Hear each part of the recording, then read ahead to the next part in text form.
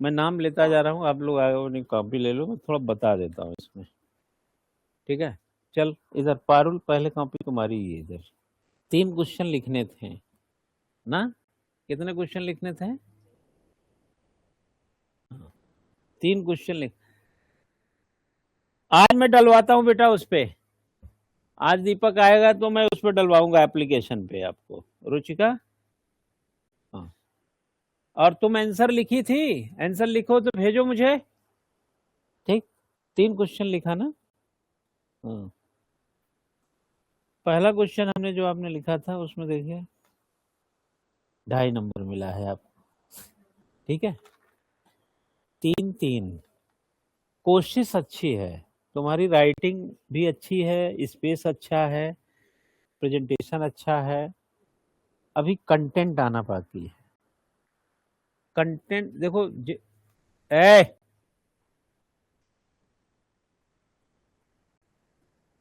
क्यों बोल रहा हूं मैं इसलिए बोलता हूं कि आप भी सुनो ना। नहीं, इसी यही यही सुनेगी, ठीक है। इसमें राइटिंग ठीक, इसकी राइटिंग बहुत अच्छी है, आप कॉपी देखेंगे तो इसकी राइटिंग अच्छी है, स्पेस अच्छा है, सब कुछ। कंटेंट लाओगी नंबर बढ़ जाएंगे, ठीक है ना। हाँ, और थोड़ा प्रेजेंटेशन तो धीरे धीरे सुधरेगा ही। मैंने इनको दिया है 8.5 नंबर। कितने क्वेश्चन थे? 3 क्वेश्चन, 30 नंबर, 8.5 नंबर हैं। टेंशन मत ले नंबर का, नंबर धीरे धीरे बढ़ जाएगा यूपीएससी के हिसाब से। लेकिन अगर यही पीसीएस के हिसाब से हो तो इसको 3 नंबर और मिलेंगे इसी राइटिंग पे, ठीक। लो अभिषेक,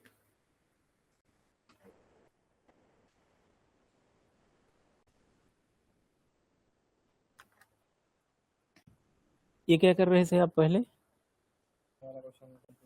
कंफ्यूजन हुआ, ये हुआ। कितने क्वेश्चन अटेंड किए? 2 अटेंड किए।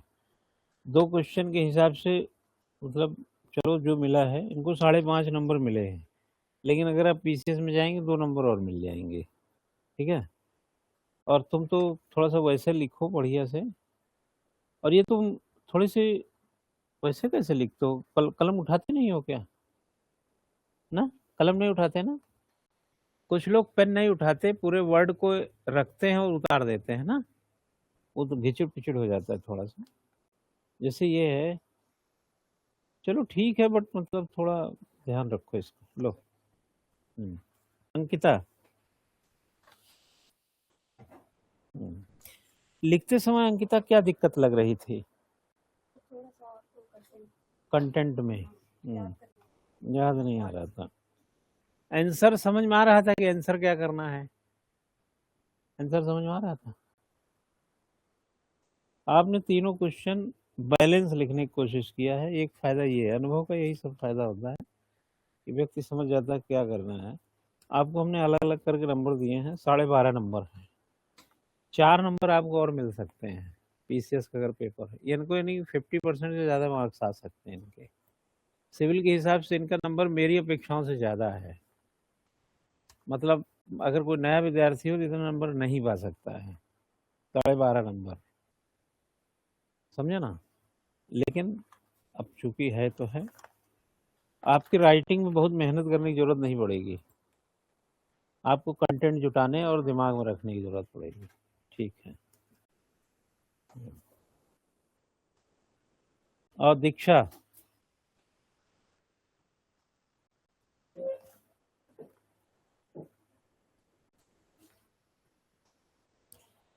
अद्भुत तरीके से बेटा ये छोटा उत्तर बना दिया आपने। हाँ, ये क्या है ये प्रश्न दूसरा शुरू किया ना हमने, और फिर आपने यहाँ से तीसरा शुरू किया। ये उत्तर इतना ही था क्या? क्या पूछा है? डिस्क्रिशनरी पावर्स ही थोड़ी पूछा होगा, पढ़ो पूरा। The Indian president is neither purely the head of state nor of the real executive. Examine this in context of discretionary powers. हाँ, तो आपको ये भी तो बताना है कि वो केवल डिस्क्रिशनरी पावर आपने लिख दिया, बस क्वेश्चन आपने आंसर ही नहीं लिखा है।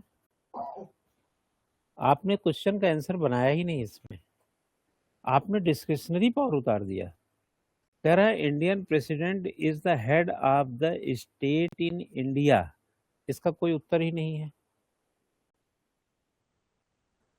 And his constitutional position can set to be, क्या लिखा है ये, नाइदर प्योरली नॉमिनल, मतलब नाम मात्र की। ये सब तो बताया ही नहीं आपने, आपने एक हेडिंग डाला डिस्क्रिशनरी पावर उतार दिया।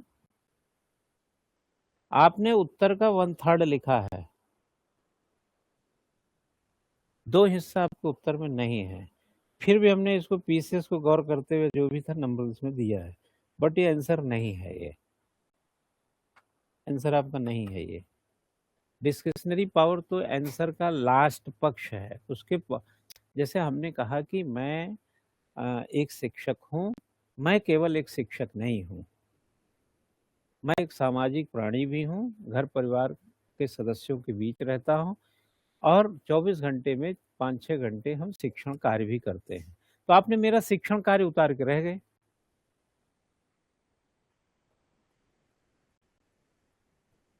आपने हमारा सोशल और हमारा फैमिली लाइफ आपने लिखा ही नहीं उसमें। ये बहुत बड़ी चूक है, ये इसीलिए करके आते हैं, लगता है ये वाला और ये, इसमें हमने नंबर 1 ज़्यादा दे दिया हूँ। वैसे इसको 2.5 नंबर ज़्यादा नहीं देना चाहिए था। इस हिसाब से 11.5 नंबर हैं, वैसे होने चाहिए 10.5। अगर आप पीसीएस देते तो क्या पता धुप्पलबाजी में नंबर दे देता, 4 नंबर। यूपीएससी में नहीं देता बेटा। ये उतना इफेक्टिव उत्तर पहला आपने जैसे ही हम पढ़ा हमारा मूड ही खराब हो गया। हमने कहा ये लड़की क्या लिख रही है। डिस्क्रिशनरी पावर आपने हेडिंग बनाया और लिखना शुरू कर दिया और आपने यूपीएससी को उत्तर बना दिया इसको। ना गोलबंदी किया, ना थोड़ा 2 लाइन का भूमिका बनाया, 4 लाइन का प्रश्न आपने लिखा और ये लिखा आपने। या तो नहीं है सही वाला, चलो खैर बाकी ठीक था। श्रद्धा,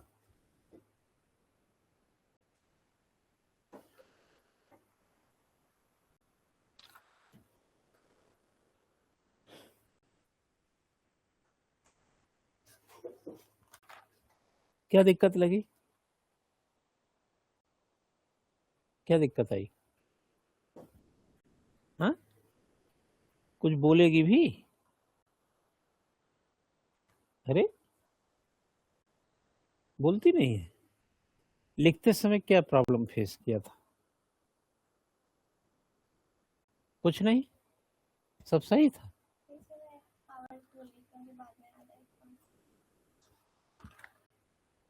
जो चीज तुमको आ रहा था तो उसको तो तुम चली गई वहां हरिद्वार तक लिखते लिखते, जो नहीं आ रहा था जो छोटमलपुर तक ही रह गई है।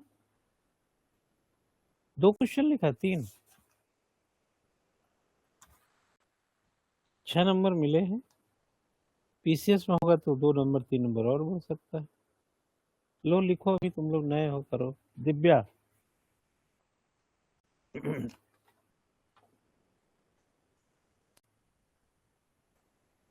आपने वाला क्वेश्चन अटेंड किया था जो दीक्षा ने किया था? कहाँ पे?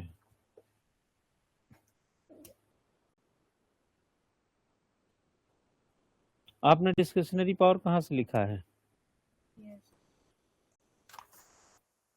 प्रश्न यहाँ से है ना, कहाँ से लिखा? आपने शुरू में क्या लिखा है? The Indian president is the constitutional head of the state who enjoy the nominal executive powers while the real power ये and what were है ना, article 74 is ये the contest of the president enjoys the discretionary power is this। यही चीज दीक्षा ने छोड़ दिया है, ये यहाँ से शुरू किया है ना। लेकिन तुम और इसको क्यों नहीं लिखे? और अच्छा, और क्या पूछ रहा है यहाँ पर? क्वेश्चन क्या था? क्वेश्चन नहीं लिखा है क्या इसमें? इसमें क्या क्या पूछा था उसमें, हमें याद नहीं है। लास्ट शब्द क्या था उसका? क्या था बेटा वो लास्ट क्वेश्चन इसका? क्वेश्चन पेपर निकालो, पेपर तो है यहाँ मेरे पास भी।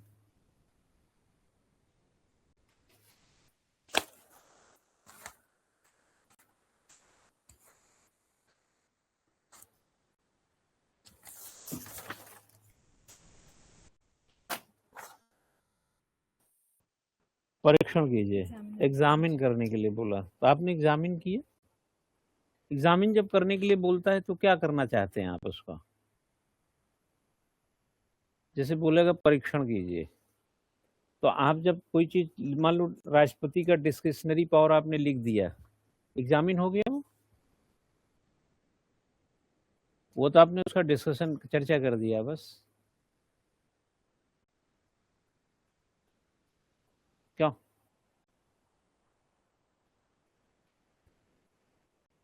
एग्जामिन नहीं है इसमें, ठीक है ना। एग्जामिन नहीं किया है। बाकी कौन सा लिया था आपने? ये दूसरा क्वेश्चन है, कौन सा?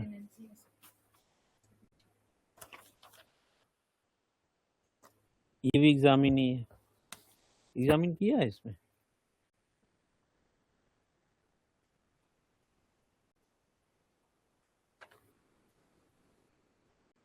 तीसरा क्या है? ये कौन सा लिया?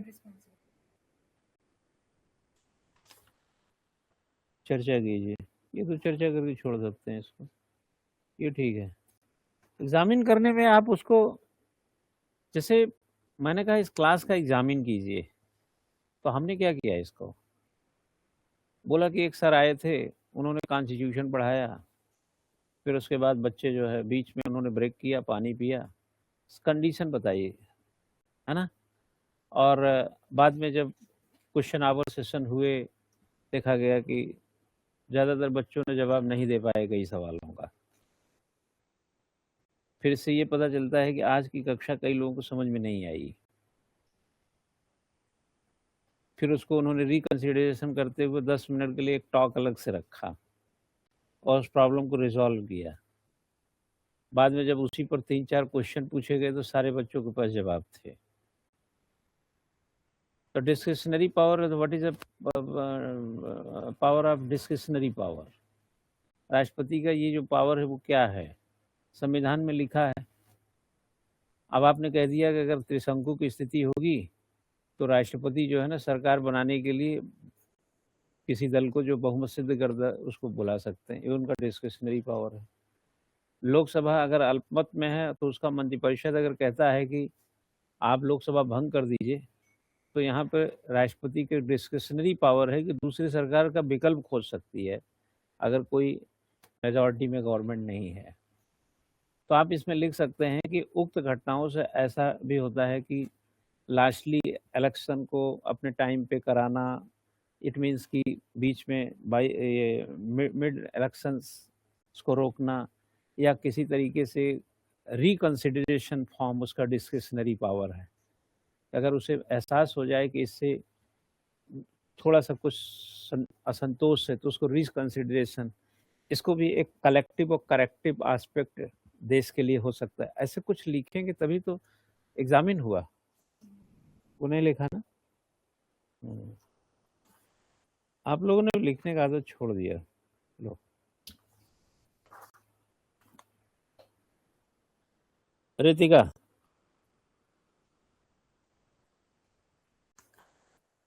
एग्जामिन तो कोई नहीं किया है ना? कोई नहीं किया, तुमने भी नहीं किया ना? हाँ, मतलब नहीं पता आप लोगों को, ठीक है। आपने बेटा ये वाला आंसर, पहला वाला आंसर कहाँ खत्म किया है आपने?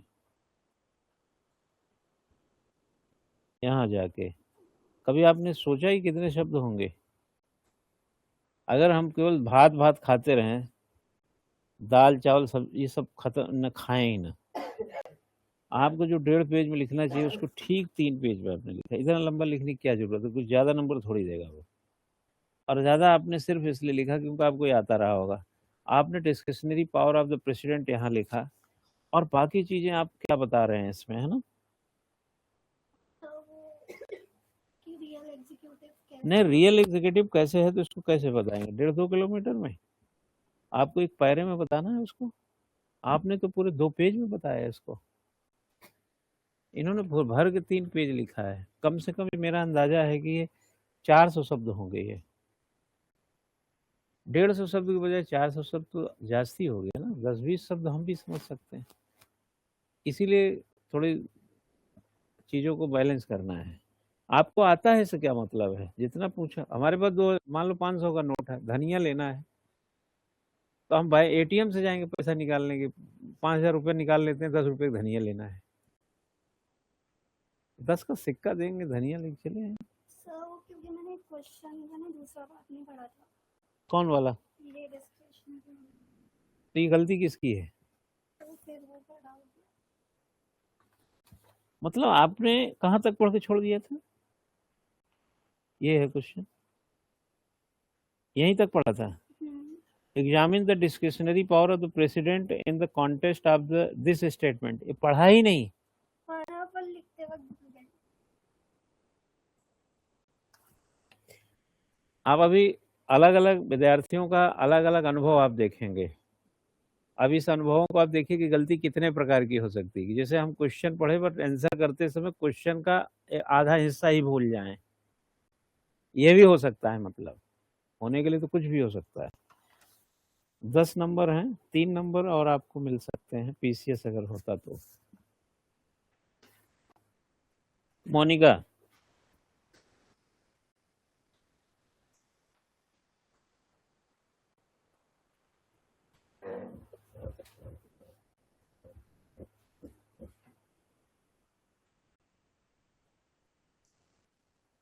यहां से आपने डिस्क्रिशनरी पावर लिखा।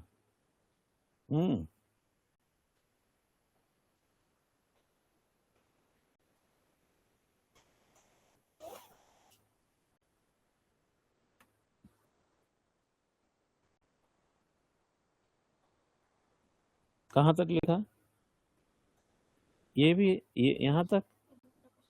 कहाँ है दूसरा? कहाँ लिखा आपने? अच्छा, यहीं तक खत्म कर दिया। आप लोग इतने समय से पढ़ रहे हैं, लिखते समय क्वेश्चन का बखिया क्यों उधेड़ देते हो बेटा? हैं? थोड़ा सा मतलब इसकी इज्जत करो ना। आप लोग आंसर दबाव में लिखते हो क्या? प्रेशराइज क्यों है? इसको मान सम्मान के साथ लिखो। कॉम्पैक्टनेस तभी तो आएगा, ऐसे तो उत्तर उतना बढ़िया बना नहीं है। ये समझ गई हो। ये डिस्क्रिशनरी पावर हम किताब सुधारने के लिए थोड़ी बोल रहे हैं कि आपने राष्ट्रपति का डिस्क्रिशनरी पावर लिख दी।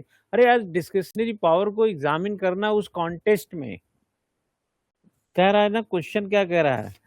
The constitutional position of the Indian president is neither purely nominal nor that a real executive. Examine the discretionary power of the president in the contest of the statement.